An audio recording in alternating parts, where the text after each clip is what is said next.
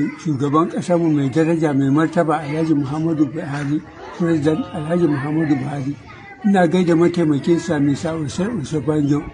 Ina roƙonka ya mai girma, na yi kuka a gare ka, yaro na ya rasu a soja, ba yana aiki da Sani Abacha a nan Asoro a Abuja, amma ba biya ni benefit na ba. Kuma Mr. Buhari ni ne Sani Adamu wanda muka zauna da kai a Lagos 1964 a Lagos Garrison Organization SNT, lokacin kana da anini biyu, First Republic. Kana za ka aiko mun ta hannun Alhaji Rabiu dan Alhaji Ibrahim mai shiga bulunkutu kasuwa.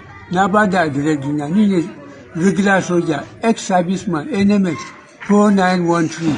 Kuma matarka Aisha ki taimaka min, kamar shekarar da kanuwar ki ta aiko min wanda take aiki a university, ta aiko min da shinkafa da atamfa da kuɗi 50,000 bayan cikin watan azumi. Ina fata ba ki manta ba. Ina roƙon ki ya Aisha ki sake maimaita min, kuma ki gaya wa baban Ibrahim, ni ne lokacin da baban shi yake gwamna a nan Maiduguri, Buhari na gwamna Maiduguri na soja, ni ne nake kai yaran shi makaranta. Na nemi taimako har yanzu ban ga koyi ba. Ƙarfi na kare, a taimaka min kamar yadda Allah ya taimake ku.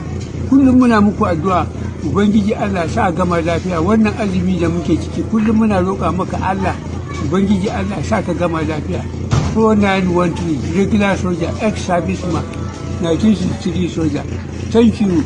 Mama na Aisha, kin ce za a yi rushe gidana a gina mun a wancan shekara.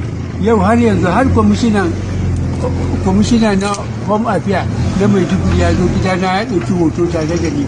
Ina ce za a yi wani abu, wallahi tallahi ko kin bashi kuɗi kin cinye ban sani ba. Ba su zo sun yi komai ba, gidan yana nan a lalace. Gashi girma ya kama ni, ki taimaka min Aisha, kamar yadda kika taimake a cikin watan azumi na bara. Gashi muna cikin watan azumi. Na maimaita wannan bidiyo don ki gani masu ƙaunar Buhari da masu ƙaunar ki ya kamata su nuna miki, ki taimaka min da abin da zan ci, don Allah. Thank you very much.